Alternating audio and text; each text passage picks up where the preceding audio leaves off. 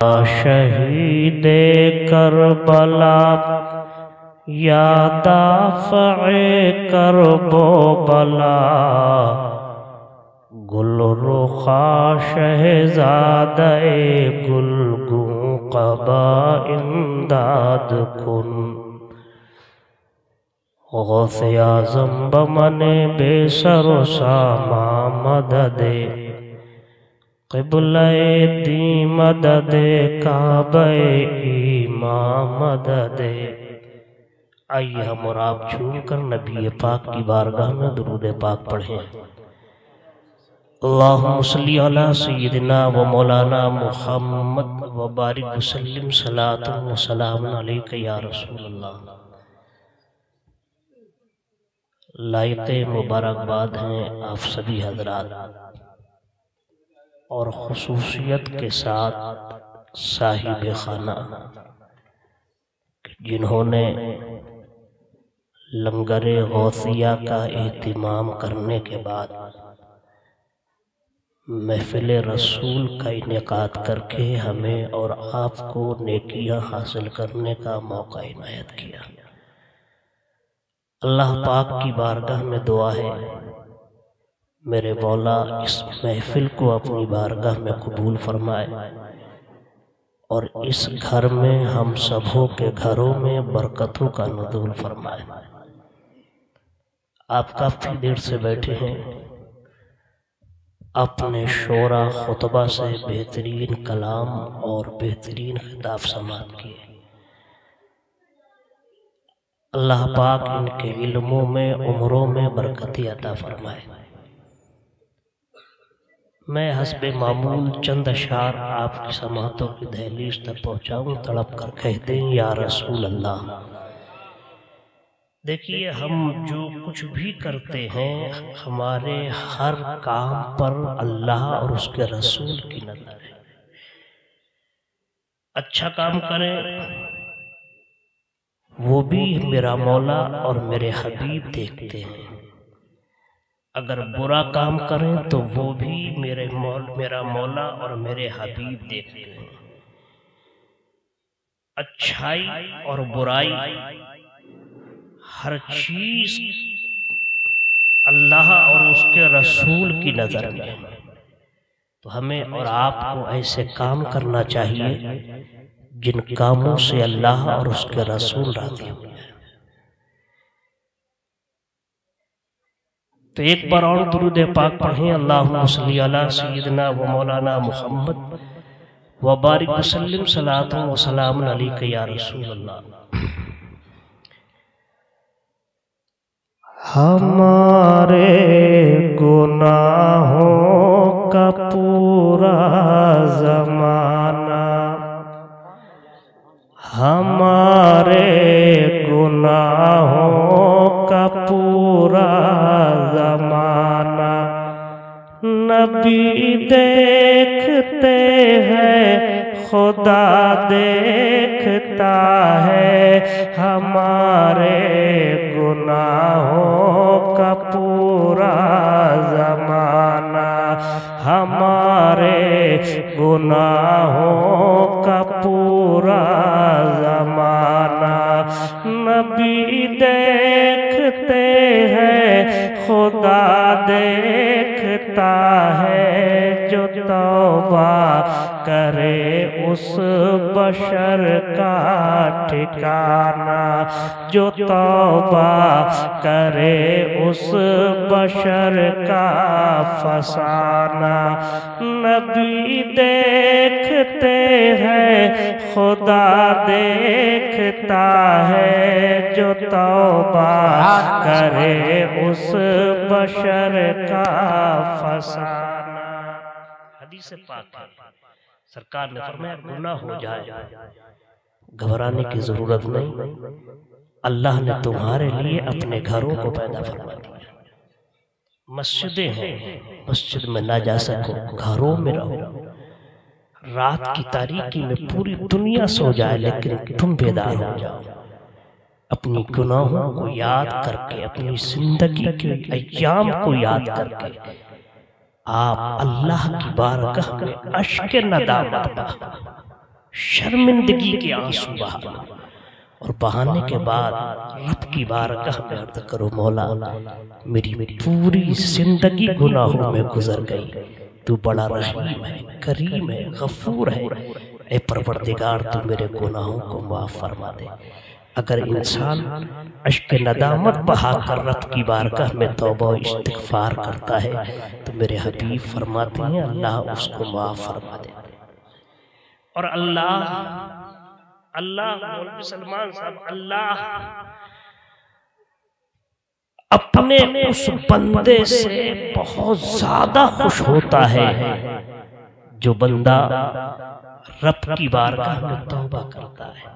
حضرت انس فرماتے ہیں کہ ایک شخص جس کے پاس اونٹ ہو، کھانے پینے کا سامان اس اونٹ کے کجاوے میں رکھا ہو، اور وہ جب چل دے اور سفر کرتے ہوئے جب صحرا میں پہنچے، تھک جائے، لیٹے، اس کا اونٹ گم ہو جائے تو وہ اپنے اونٹ کو جب تلاش تلاشتے ہوئے جب تھک جائے، پیاس شدت کی لگی ہو، بھوک بہت تیز لگی ہو، تو ایسی صورت میں جب اس کا اونٹ نہیں ملتا ہو تو وہ انسان اپنی زندگی سے مایوس ہو جاتا ہے۔ اب پانی نہیں ملے گا، کھانا نہیں ملے گا، مجھے بھوکا اور پیاسا ہی اس دنیا سے جانا پڑے گا۔ وہ یہ سوچتا ہے، ایک درخت کے نیچے لیٹ جاتا ہے، آنکھ بند ہوتی ہے، جب نیند سے بیدار ہوتا ہے تو اونٹ اس کے سامنے کھڑا ہوتا ہے۔ اس کو اس وقت اتنی خوشی حاصل ہوتی ہے اور وہ یہ کہتا ہے کہ اگر اونٹ میرا نہ ہوتا تو میں پیاسا مر جاتا، بھوکا مر جاتا، اب اونٹ مل گیا ہے، اب میں پانی بھی پیوں گا اور میں کھانا بھی کھاؤں گا، اور کھانے کے بعد اب میں جب تک اللہ نہیں چاہے گا اس دنیا میں، جب تک اللہ چاہے گا اس دنیا میں زندگی گزاروں گا۔ تو جتنی خوشی اونٹ ملنے والے کو اونٹ ملنے کی بنیاد پر ہوتی ہے، اللہ تعالیٰ اس سے زیادہ خوشی کا اظہار فرماتا ہے۔ اور کیوں نہ فرمائے؟ اس لیے کہ آقا فرماتے ہیں اللہ پاک اپنے بندوں سے 70 ماؤں سے زیادہ پیار کرتا ہے۔ تبھی تو کہتے ہیں کہ جو توبہ کرے اس بشر کا فسانہ، جو توبہ کرے اس بشر کا فسانہ، نبی دیکھتے ہیں خدا دیکھتا ہے، جو توبہ کرے اس بشر کا فسانہ۔ جو گھر سے چلے سوئے مسجد وہ سن لے، جو گھر سے چلے سوئے مسجد وہ سن لے، اسے ہر قدم پہ وہ دیتا ہے نیکی، جو گھر سے چلے سوئے مسجد وہ سن لے، جو گھر سے چلے سوئے مسجد وہ سن لے، اسے ہر قدم پہ وہ دیتا ہے نیکی، جو سجدہ کرے اس کے دل میں ٹھکانہ، جو سجدہ کرے اس کے دل میں ٹھکانہ، نبی دیکھتے ہیں خدا دیکھتا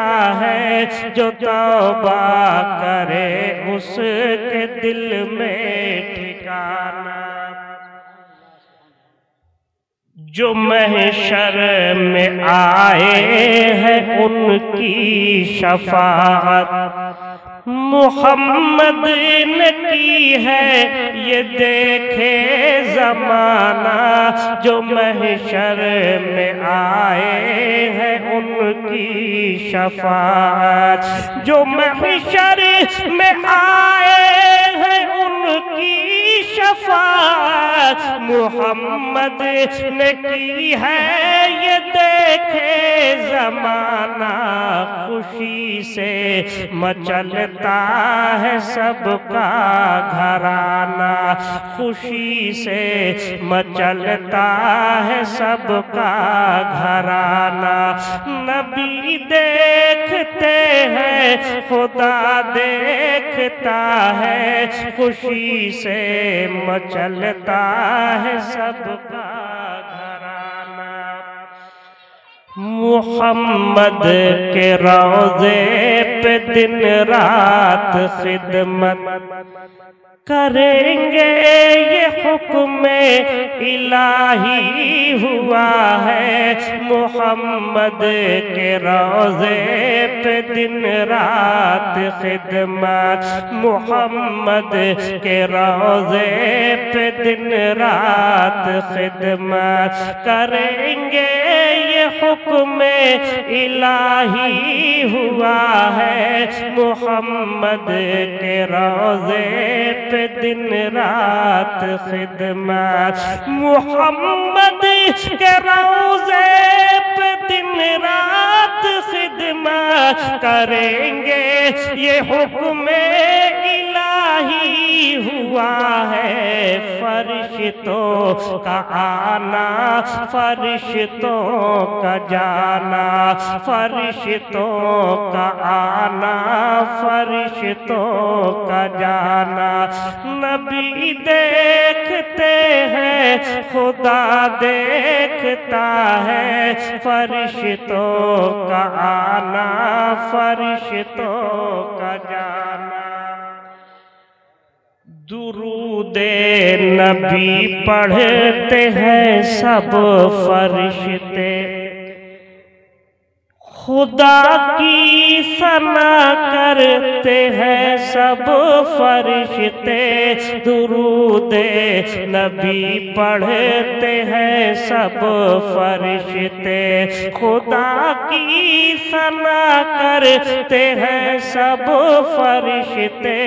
درود نبی پڑھتے ہیں سب فرشتے، درود نبی پڑھتے ہیں سب فرشتے، خدا کی ثنا کرتے ہیں سب فرشتے، خدا کی ثنا کرتے ہیں سب فرشتے۔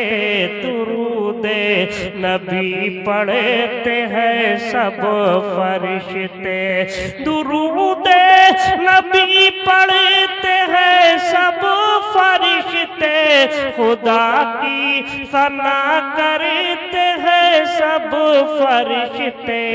یہ کتنا یہ منظر ہے کتنا سہانا سہانا، یہ منظر ہے کتنا سہانا سہانا۔ نبی دیکھتے ہیں خدا دیکھتا ہے، یہ منظر ہے کتنا سہانا۔ سبحان اللہ سبحان اللہ، بہت خوب ماشاءاللہ سبحان اللہ۔ ایک بروڑ درود پاک پڑھیں، اللہم صلی علی سیدنا و مولانا محمد و بارک وسلم، صلاۃ و سلام علیک یا رسول اللہ۔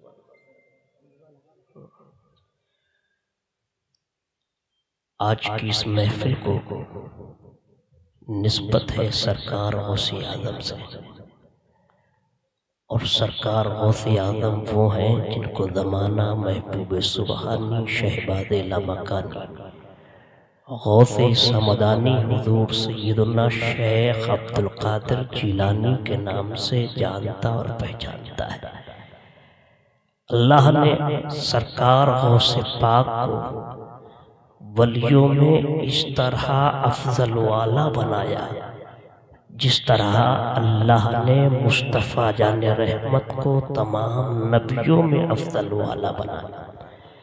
غوث اعظم وہ ہیں، آپ فرماتے ہیں دنیا کو میں اس طرح دیکھتا ہوں جس طرح ہاتھ کی ہتھیلی پر رائی کے دانے کو دیکھتا ہوں۔ آپ خود فرماتے ہیں سورج نکلتا ہے، چاند نکلتا ہے، دن آتا ہے، رات آتی ہے، مہینہ، ہفتے، سال جب یہ آتے ہیں تو ان کے آغاز ہونے سے پہلے پہلے یہ سب میری بارگاہ میں سلامی پیش کرتے ہیں۔ اور آپ خود فرماتے ہیں کہ میرا عاشق، میرا غلام دنیا کے کسی بھی خطے میں کسی بھی پریشانی میں مبتلا ہو، وہ مجھے پکار لے، میں اس کی مدد کے لیے وہیں پر پہنچ جاتا ہوں۔ اور آپ فرماتے ہیں جو مجھ سے محبت کرتا ہے اللہ اس وقت تک اس کو موت نہیں دے گا جب تک کہ اللہ اسے ایمان کی دولت سے نہ نواز دے۔ بہت بڑا مرتبہ ہے۔ آپ کا حال یہ ہے کہ اللہ کے نبی صلی اللہ تعالیٰ علیہ وسلم نے شب معراج آپ کی گردن مبارک پر قدم رکھ کر فرمایا، اے میرے بیٹے عبدالقادر، میرا قدم تیری گردن پر ہے اور کل تیرا قدم تمام ولیوں کی گردن پر ہو۔ بڑا مقام دیا ہے۔ جس طرح سرکار کے آنے سے پہلے نبی اور رسول آتے رہے، بشارتیں دیتے رہے، خوشخبریاں سناتے رہے، کوئی آنے والا اللہ اپنا آخری پیغمبر، اپنا محبوب بھیجنے والا ہے۔ اسی طرح میرے غوث جب اس دنیا میں نہیں آئے تھے تو آپ کے آنے سے پہلے جو بھی ولی آتا، جو بھی غوث، قطب یا ابدال آتا تو وہ یہی کہتا، اللہ اپنا محبوب بندہ بھیجنے والا۔ 250 سال پہلے حضرت جنید بغدادی نے منبر بغداد پر بیٹھ کر فرمایا، لوگو تم جانتے ہو یہ وہ منبر ہے کہ اس منبر پر بیٹھ کر اللہ کا ایک اتنا مقبول بندہ یہ کہے گا کہ میرا قدم تمام ولیوں کی گردن پر۔ اس کا نام عبدالقادر ہوگا، زمانہ اسے غوث زماں کہے گا اور لقب اس کا محی الدین ہوگا۔ آپ کے آنے سے پہلے بشارتیں آتی رہی، آپ کے آنے سے پہلے لوگ خوشخبریاں سناتے رہے۔ اللہ نے آپ کو اتنا پاورفل بنایا، اتنا شکتیشالی بنایا کہ آپ جس کے لیے اپنی زبان ہلا دیتے، میرا مولا آپ کی دعا کو قبول فرما دیتا۔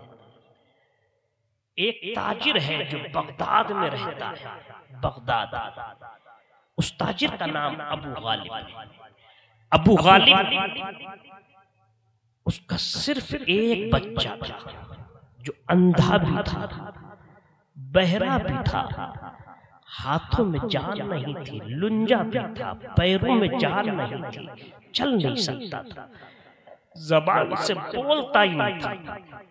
کسی نے کہا بڑے پریشان لگتے ہو، تم اتنا پریشان کیوں ہو؟ تو وہ اپنے دل کی بات کہنے لگا، اے لوگو تم جانتے نہیں ہو اللہ نے مجھے کتنی دولتیں دی، زمین و جائیداد کا مالک مجھے بنایا، ہیرے جواہرات لال و گوہر اور بغداد کی کرنسی میرے پاس موجود ہے، مجھے اس کا علم ہی نہیں کتنی ہے۔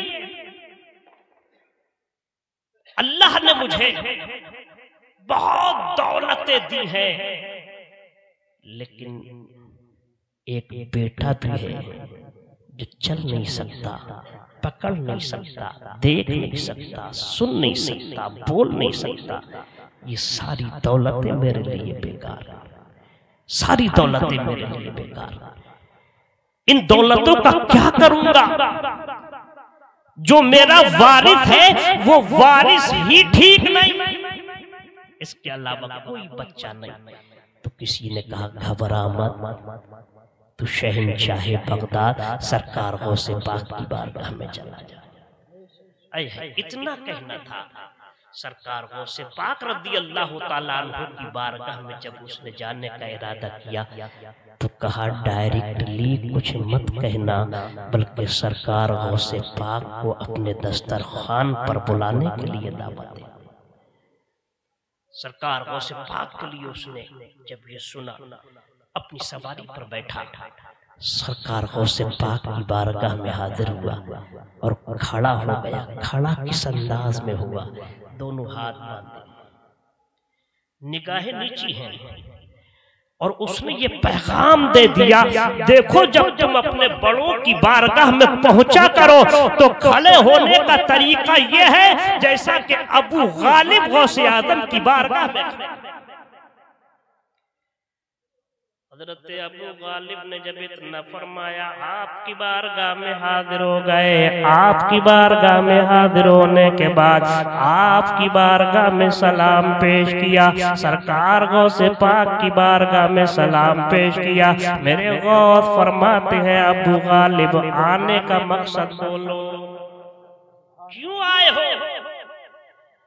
ابو غالب کس لیے آئے ہو؟ ابو غالب کہنے لگے، بولنے لگے، اے عبدالقادر، آپ کے نانا، آپ کے جد کریم سرکار نبی پاک کا فرمان لے کر کے آیا ہوں۔ آپ فرماتے ہیں اے ابو غالب کون سا فرمان ہے، کیا میں نے نہیں سنا؟ آپ کی بارگاہ میں ابو غالب عرض کرتے ہیں، اے عبدالقادر، عبدالقادر، آپ کو میرے یہاں دعوت قبول کرنا ہوگی، آپ میرے یہاں دعوت قبول کر لو۔ حضرت غوث پاک نے جب اتنا سنا، علی بن حیدی فرماتے ہیں کہ غوث اعظم نے اپنی نگاہیں بند کی، اور نگاہیں بند کرنے کے بعد سرکار غوث پاک رضی اللہ تعالی عنہ نے فوراً مراقبہ فرمایا، اور مراقبہ فرمانے کے بعد میرے غوث اعظم رضی اللہ تعالی عنہ نے اپنی آنکھیں کھولی ہیں، اپنے خادم خاص حضرت علی بن حیدی کو حکم دیا ہے، اے علی بن حیدی میرے خچر کو تیار کیجئے۔ حضرت علی بن حیدی غوث پاک کے خچر کو تیار کرتے ہیں۔ آپ کی جب سواری تیار ہو جاتی ہے، سرکار غوث پاک کی بارگاہ میں علی بن حیدی آتے ہیں، عرض کرتے ہیں سرکار خچر تیار ہو گیا۔ میرے غوث خچر پر سوار ہوتے ہیں، حضرت علی بن حیدی نے خچر کی لگام کو پکڑا ہے، علی بن حیدی پکڑ کر چلتے ہیں، جناب ابو غالب کے مکان پر پہنچے۔ آپ نے عرض کی سرکار ابو غالب کا مکان آ گیا۔ آپ فوراً اترتے ہیں، آپ نے دروازے پر آواز دی تھی، ابو غالب عرض کرتے ہیں آواز دینے والے کون ہو، اپنا نام بتاؤ۔ سرکار غوث پاک فرماتے ہیں میں عبدالقادر ہوں۔ فوراً دوڑتا ہوا آتا ہے، اس نے دروازہ کھولا ہے، سرکار غوث پاک رضی اللہ تعالی عنہ نے اپنی نگاہ ولایت کو اٹھایا تھا، اور نگاہ ولایت کو اٹھانے کے بعد آپ نے دیکھا تھا مکان میں دسترخوان لگا ہوا ہے، اس دسترخوان پر بڑی بڑی لذیذ غذائیں موجود ہیں، عمدہ غذائیں وہاں پر موجود ہیں۔ اس دسترخوان پر رئیس بھی بیٹھے ہیں، اس دسترخوان پر امیر بھی بیٹھے ہیں، اس دسترخوان پر ولی بھی بیٹھے ہیں، اس دسترخوان پر ابدال بھی بیٹھے ہیں، اس دسترخوان پر اقطاب بھی بیٹھے ہیں، اس دسترخوان پر اغواز بھی بیٹھے ہیں۔ سرکار غوث پاک رضی اللہ تعالیٰ عنہ آگے بڑھتے ہیں، آپ نے سب کو سلام کیا ہے، تمام لوگ آپ کے استقبال کے لیے کھڑے ہو گئے، اور جیسے ہی استقبال کے لیے کھڑے ہوئے تھے آپ کو جگہ دی ہے، آپ نے دسترخوان کے قریب جا کر رک جاتے ہیں، پھر آگے بڑھتے ہیں۔ آگے بڑھنے کے بعد حضرت غوث پاک دسترخوان پر بیٹھ جاتے ہیں، اور جیسے ہی دسترخوان پر بیٹھے ابو غالب نے عرض کیا تھا حضور کھانا تناول فرمائے، سرکار دسترخوان سے کھانا تناول کر لیجئے۔ سرکار غوث پاک نے اتنا سنا، اپنی آنکھیں بند کی ہے، مراقبہ کیا ہے، علی بن حیدی سے فرماتے ہیں اے علی بن حیدی یہ مٹکا رکھا ہوا ہے، اس مٹکے کو اٹھا کر لے کر آؤ۔ حضرت علی بن حیدی مٹکے کو اٹھا کر لاتے ہیں، غوث اعظم نے اس مٹکے کے منہ کو کھولا ہے، اس میں ایک بچہ نکلا تھا۔ تھا، جو دیکھ نہیں سکتا تھا، جو سن نہیں سکتا تھا، جو زبان سے بول نہیں سکتا تھا، جو ہاتھوں سے پکڑ نہیں سکتا تھا، جو پیروں سے چل نہیں سکتا تھا، ابو غالب سے میرا غوث فرماتے ہیں ابو غالب کیا چاہتے ہو؟ ابو غالب نے عرض کیا حضور ٹھیک ہو جائے، آپ نے اپنا ہاتھ اس بچے کے سر پر رکھا، میرے مولا نے اس بچے کو ٹھیک فرمایا۔ سبحان اللہ سبحان اللہ، نعرہ تکبیر، نعرہ رسالت، مسلک اعلیٰ حضرت فیضان اعلیٰ حضرت حضرت علامہ مولانا مفتی عاصم القادری صاحب قبلہ، نعرہ تکبیر، نعرہ رسالت، سبحان اللہ سبحان اللہ۔ یہ پاور ہے میرے غوث کا۔ نعرہ تکبیر، نعرہ رسالت، مسلک اعلیٰ حضرت حضرت علامہ مولانا مفتی تحسین صاحب قبلہ، نعرہ تکبیر، نعرہ رسالت، سبحان اللہ۔ جامع باقولات و منقولات، ماہر درسیات خطیب الہند حضرت علامہ مفتی تحسین مصباحی صاحب قبلہ کی تشریف آوری ہو چکی ہے۔ میرے بعد حضرت کا بھی خطاب سمجھ، سرکار غوث پاک رضی اللہ تعالیٰ عنہ کا یہ پاور ہے، یہ شکتی شالی کس نے بنایا ہے میرے مولا؟ اور آپ کے لیے اللہ نے پوری دنیا کے حجابات کو اٹھا لیا۔ جس طرح اللہ نے حضرت ابراہیم علیہ السلام کے لیے پوری دنیا کو روشن کر دیا، اور اگر کوئی بھی پوری دنیا میں گناہ چھپ کر لیتا تھا تو جناب ابراہیم علیہ السلام اس انسان کو دیکھ لیا کرتے، ہاتھوں کو اٹھاتے تھے، دعائے ہلاکت فرماتے، اللہ اس کو وہیں پر موت دے دے۔ اسی طرح اللہ نے سرکار غوث پاک کو کے لیے بھی پوری دنیا کو روشن فرمایا، اور پوری دنیا کو روشن فرمانے کے بعد کوئی بھی گناہ کرتا، لیکن میرے غوث اس انسان کو گناہ کرتے ہوئے دیکھ لیتے۔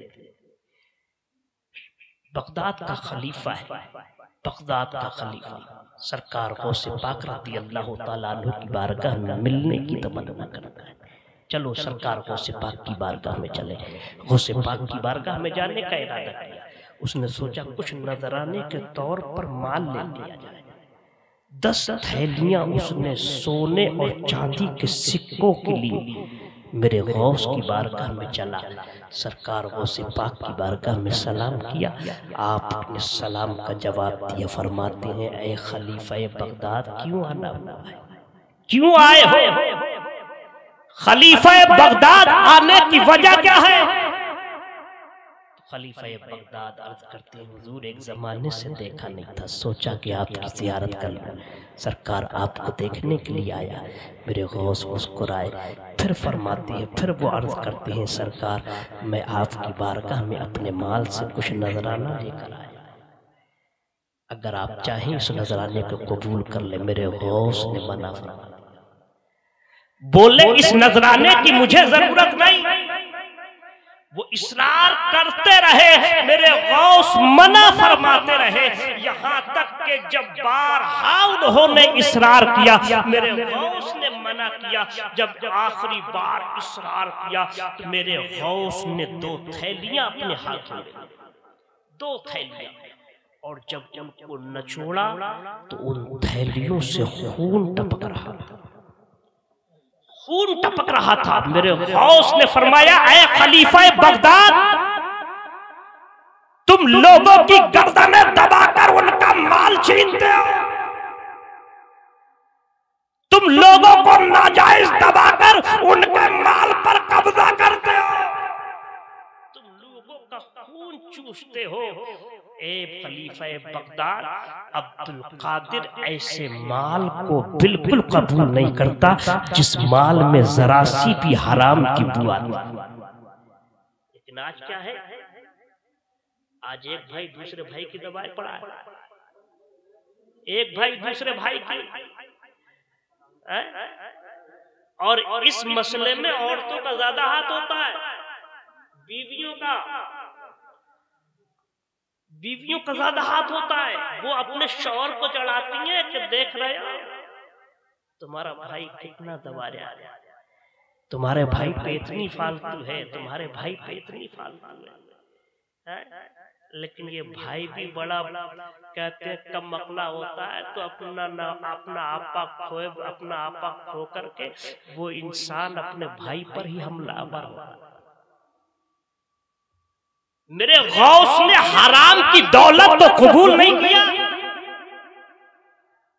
لیکن آج حال کیا ہے، اگر انسان دودھ بھی بیچ رہا، پانی ملا رہا اور کہہ رہا اللہ کی قسم پیور ہے، پیور، اللہ کی قسم پیور ہے، پانی ملا ہوا ہے اور خوب قسم کھا کر کے بیچ رہا ہے، بتاؤ یہ جائز؟ یہ جائز؟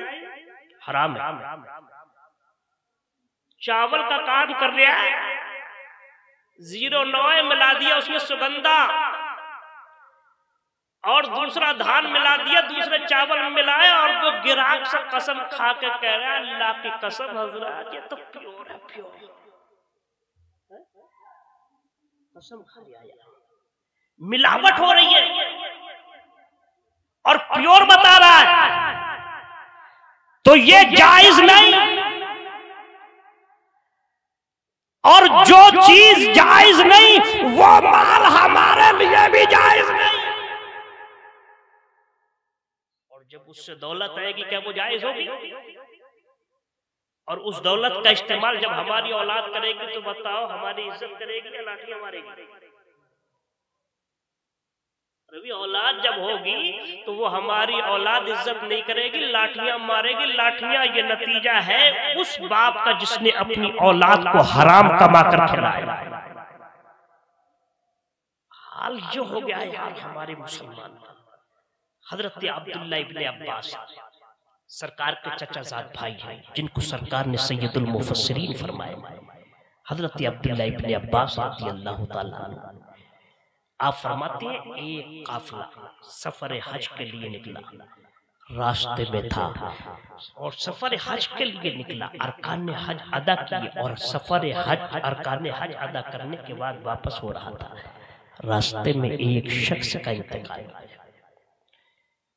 لوگوں نے کہا انتقال ہو گیا، چلو ٹھیک ہے اس کو نہلاؤ، نہلایا گیا، کہا جب کفن جو ہم نے احرام باندھا ہے جو کپڑا ہے اسی کا کفن بنا دیا گیا، اس کا کفن بنا دیا گیا، اور جب اس کا کفن بنا دیا گیا کہا چلو اب اس کی قبر کو کھودا جائے۔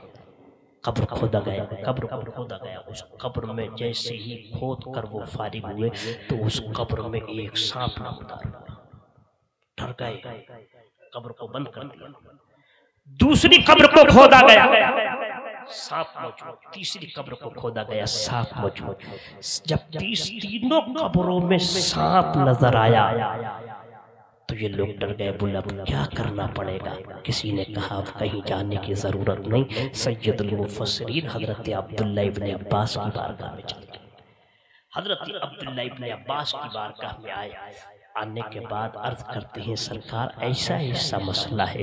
حضرت عبداللہ ابن عباس نے فرمایا اگر ایسا مسئلہ ہے تو ضرور اس سے کوئی خطا سرزد ہو گئی ہوگی، کوئی گناہ اس نے کر لیا ہوگا، کوئی غلطی اس نے کر لی ہوگی، اب وہ انسان بڑا پریشان ہے۔ حضرت عبداللہ ابن عباس فرماتے ہیں اے لوگوں تم اس کو اسی قبر میں دفن کر دو، سانپ والی قبر میں اس کو دفن کر دیا جاتا ہے۔ حضرت عبداللہ ابن عباس کو دفن کر، حضرت عبداللہ ابن عباس کے کہنے پر دفن کر دیا گیا۔ حضرت عبداللہ ابن عباس فرماتے ہیں اس کا گھر دکھاؤ گے؟ لوگ بولے ہاں دکھائیں گے۔ آپ نے فرمایا کیا اس کی بیوی ہے؟ آپ سے لوگ عرض کرتے ہیں سرکار ہاں ہاں اس کی بیوی ہے۔ میرے خود حضرت عبداللہ ابن عباس فرماتے ہیں چلو ہم اس کے گھر پر چلتے ہیں۔ حضرت عبداللہ ابن عباس لوگوں کے ساتھ اس کے گھر پر چلے۔ اور چلنے کے بعد حضرت عبداللہ ابن عباس رضی اللہ تعالیٰ عنہ نے دستک دی۔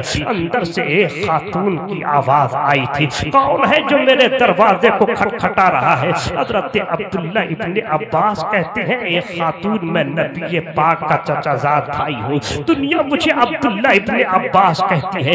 آپ فرماتے ہیں خاتون دروازہ کھول، میں تجھ سے کچھ سوال کروں گا، میں تجھ سے کچھ سوال کر کے جواب چاہوں گا۔ حضرت عبداللہ ابن عباس نے جب اتنا فرمایا، اس خاتون نے دروازے کو کھولا، اور دروازے کو کھولنے کے بعد اس خاتون نے حضرت عبداللہ ابن عباس کو اندر لیا تھا، اس کے ساتھی بھی اندر پہنچے تھے۔ وہ خاتون پردے کی آڑ میں ہوتی ہے۔ حضرت عبداللہ ابن عباس فرماتے ہیں اے خاتون بتا تو صحیح، تیرا شوہر کیا کام کرتا تھا؟ کیا تیرا شوہر نمازی نہیں تھا؟ کیا تیرا شوہر مال کی زکات نہیں دیتا تھا؟ کیا تیرا شوہر ماں باپ کی نافرمانی کرتا تھا؟ تیرا شوہر کون سا گناہ کرتا تھا؟ حضرت عبداللہ ابن عباس کی بارگاہ میں خاتون عرض کرتی ہے اے عبداللہ ابن عباس، میرا شوہر بہت بڑا نمازی تھا، میرا شوہر نماز تہجد کا بھی عادی تھا، میرا شوہر نمازوں کی پابندی کرتا، کوئی بھی نیک کام چھوڑتا نہیں تھا، ہر گناہ سے بچتا تھا۔ تو آپ فرماتے ہیں کاروبار کیا تھا؟ وہ کہتی ہے سرکار کاروبار آٹے کا تھا، میرا شوہر آٹا بیچتا تھا، اس آٹے میں میرا شوہر لکڑی کا برادہ بنا ملا دیتا تھا۔ حضرت عبداللہ ابن عباس فرماتے ہیں اے لوگوں، اس کے عذاب کی وجہ معلوم ہو گئی کہ اس نے آٹے میں برادہ ملایا، اس کی قبر میں سانپ کو پیدا کر دیا گیا۔ اگر انسان اسی طرح بے ایمانی پر اتر آئے اور ملاوٹیں کرتا رہے اور قسمیں کھا کر اس مال کو بیچتا رہے تو وہ انسان اس دنیا میں بھی ذلیل ہوگا اور آخرت میں بھی ذلیل کر دیا جائے گا۔ لیکن قوم مانتی نہیں ہے، وہ کہہ رہی ہے پیسہ چاہیے، پیسہ، وہ کہہ رہی ہے پیسہ چاہیے، کیسا بھی ہو پیسہ ہو۔ اور عورتوں نے تو دماغ خراب کر دیا آج کے مرد کا، آج کے مرد کا دماغ خراب ہو گیا بھائی۔ شوہر کما رہا ہے 50 روپئے اور خرچ ہو رہے ہیں 200 روپئے۔ آدمی کی مجبوری ہو گئی، بولے یار ایسے کام نہیں چلے گا، کسی کی مارنا پڑے گا، کسی کی بے ایمانی کرنا پڑے گا۔ حالات یہ ہو گئے یار میری قوم کے، جس قوم میں بے ایمان لوگ پیدا ہو جاتے ہیں وہ قوم کبھی ترقی نہیں کر سکتی۔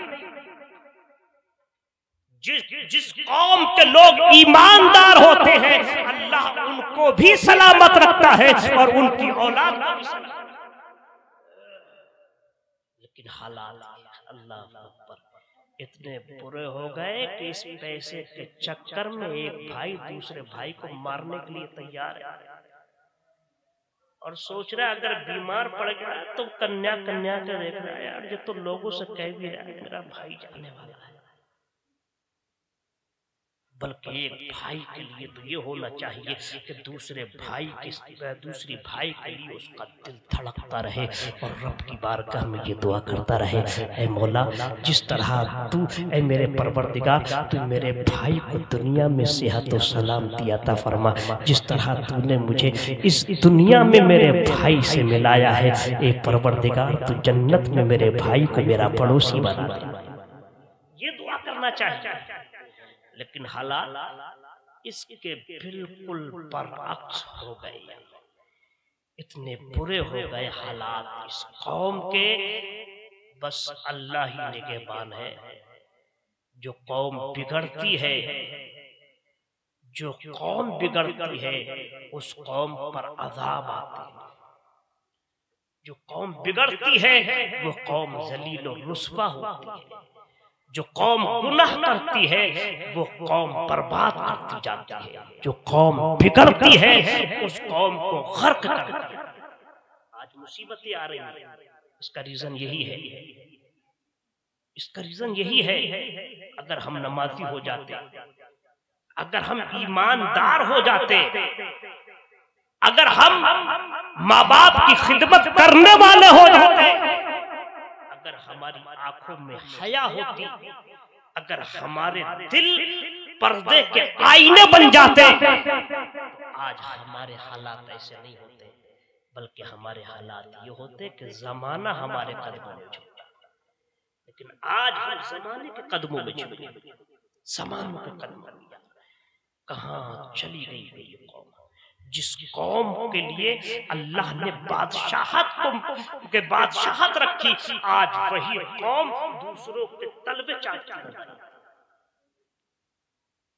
اپنے ایمان کو سنبھالو، اپنے اعمال کو سنبھالو، ورنہ یاد رکھنا اللہ کی پکڑ بہت مضبوط ہے۔ ان بطش ربک لشدید، میرے رب کی پکڑ بہت مضبوط ہے۔ جس کو اللہ پکڑتا ہے تو دنیا کا کوئی بھی مائی کا لال اسے چھوڑا نہیں سکتا، کوئی نہیں چھوڑا سکتا جس کو اللہ پکڑتا ہے۔ لیکن ہمارے پاس وقت نہیں ہے کہ ہم اللہ کو راضی کر لیں، ہمارے پاس وقت نہیں ہے کہ ہم اللہ کی بارگاہ میں گڑگڑا لیں، اللہ کی بارگاہ میں آہو فوگا کر لیں، ہمارے پاس وقت نہیں۔ اگر ہم اللہ کی بارگاہ میں گڑگڑا لیتے، اپنے گناہوں کو یاد کر لیتے، اپنی زندگی کے گزارے ہوئے دن یاد کر لیتے، تو یاد رکھنا میرا مولا تم سے راضی ہو جاتا۔ آؤ حدیث کا مفہوم میں آپ کی سماعتوں کی دہلیز تک پہنچاؤں۔ حضرت محمد بن منقدر ہیں، آپ فرماتے ہیں حضرت محمد بن منقدر ہیں، اللہ رب العزت کی بارگاہ میں ہمیشہ کڑکڑاتے رہتے، ہمیشہ آہو فغا کرتے رہتے۔ حضرت محمد بن منقدر ایک جنگل میں پہنچتے ہیں، جنگل میں پہنچنے کے بعد ایک غار کا انتخاب کرتے ہیں، وہیں پر اپنا مصلی بچھاتے ہیں، رب کی بارگاہ میں سجدہ کرتے ہیں، رب کی بارگاہ میں روتے ہیں، گڑگڑاتے ہیں، رب کی بارگاہ میں آہو فغا کرتے ہیں۔ وہیں سے ایک گروہ کا گزر ہوتا ہے، لوگوں کے کانوں میں رونے کی آواز آتی ہے، ایک رونے والا روتا ہے، رب کی بارگاہ میں عرض کرتا ہے، اے پروردگار میں بہت بڑا گناہگار ہوں، اے میرے مولا میں بہت بڑا عصیانشیار ہوں، اے پروردگار میں بہت بڑا خطا کار ہوں، اے پروردگار تو مجھے معاف فرما دے، اے پروردگار تو میرے گناہوں کو معاف فرما دے۔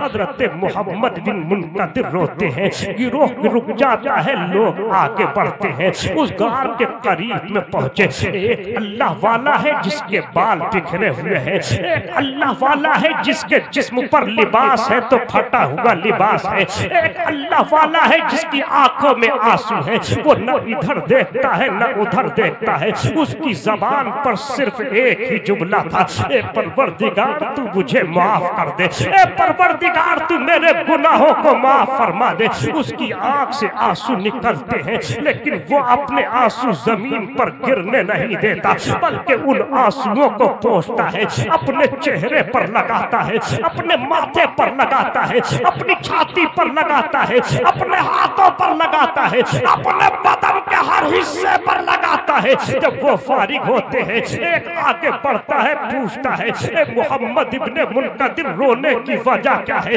آپ کی آنکھ سے نکلنے والا آنسو زمین پر کیوں نہیں گرتا ہے؟ آپ اس کو زمین پر گرنے کیوں نہیں دیتے ہو؟ تو محمد ابن منقدر نے جواب دیا تھا، اے لوگوں، میرے مصطفیٰ کا فرمان ہے، جو اپنے گناہوں کو یاد کر کے خوف خدا میں روتا ہے اور جو آنسو اس کے جسم پر لگ جاتا ہے، میرا مولا اس بندے کے جسم پر جہنم کو حرام۔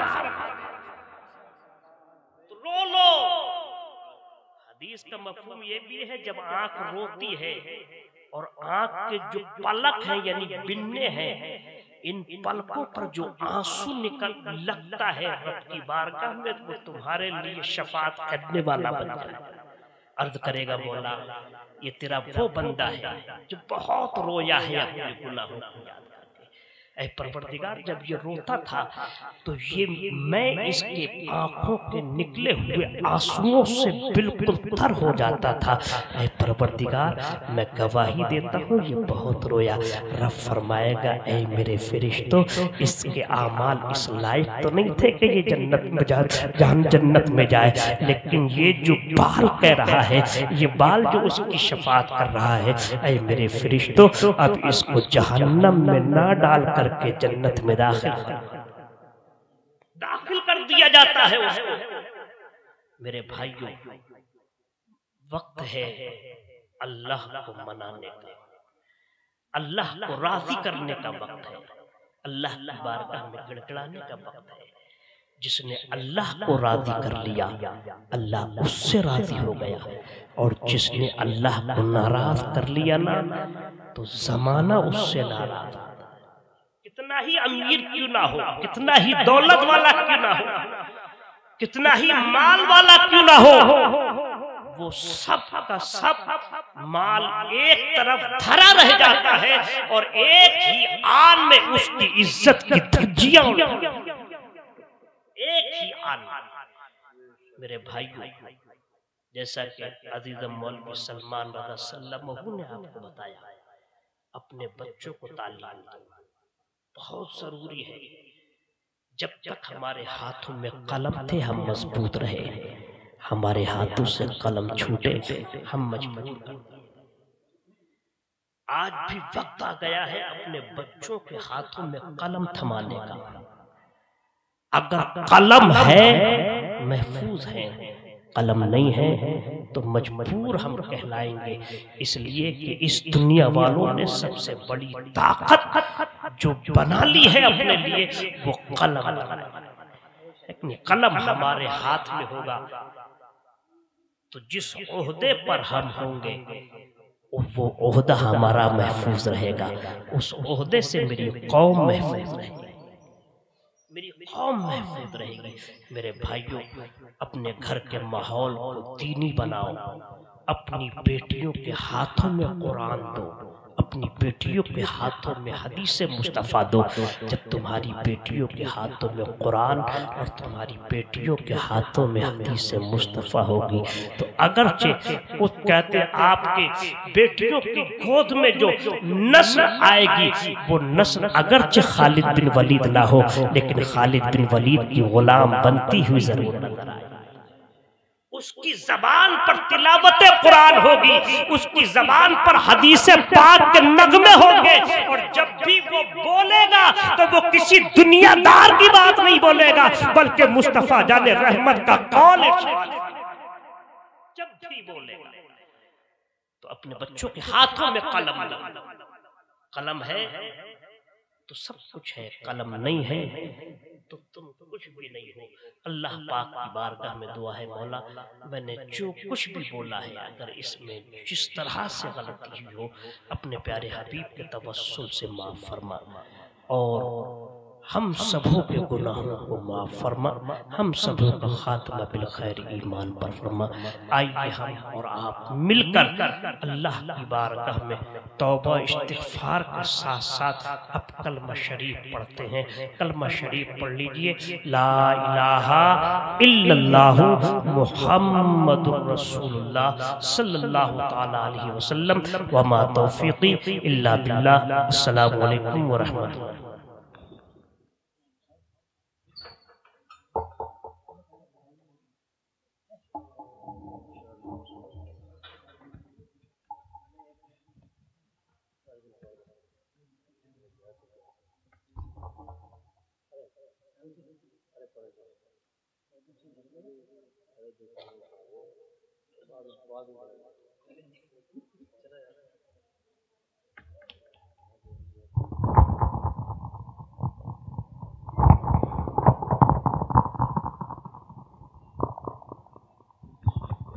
ممبر رسول پر تشریف فرما حضرت علامہ مفتی تحسین رضا مصوائی صاحب قبلہ، وہیں پر حضرت علامہ مفتی عاصم القادری صاحب قبلہ و تعلیمات علوم نبویہ و حاضرین مجلس بدر نشین ماں اور بہنوں، السلام علیکم ورحمۃ اللہ وبرکاتہ۔ عقید و محبت کے ساتھ نذرانے دروش پڑھیے آواز بلند اللہ رب محمد صلی اللہ علیہ وسلم نحن بعد محمد صلی اللہ علیہ وسلم صلو علیہ وسلم علیکہ یا رسول اللہ یا نبی اللہ یا حبیب اللہ صلی اللہ علیہ وسلم. ایک مرتبہ اور مل کر دروش پڑھیں. صلی اللہ علیکہ یا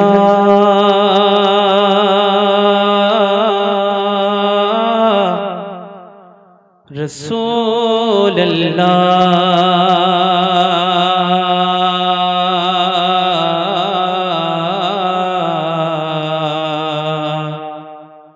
وسلم علیکہ یا حبیب اللہ. مل کر پڑھیں. صلی اللہ علیکہ یا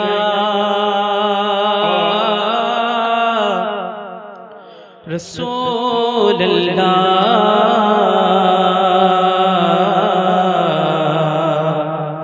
وسلم علیکہ یا حبیب اللہ.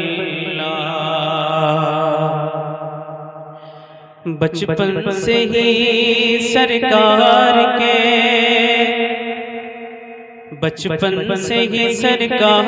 کے ٹکڑوں پہ پلا ہوں کیونکہ میں شاہ مدینہ کے گداؤں کا گدا ہوں اور نازا ہے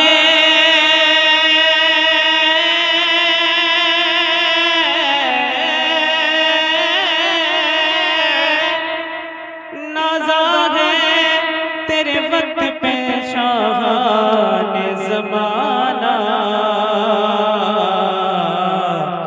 کیوں میں کاسا لیے دہلیز پیمبر پہ کھڑا ہوں. مل کر پڑھیں. صلی اللہ علیکہ یا رسول اللہ وسلم علیکہ یا حبیب اللہ. محبتوں کے ساتھ کہتے ہیں یا رسول اللہ.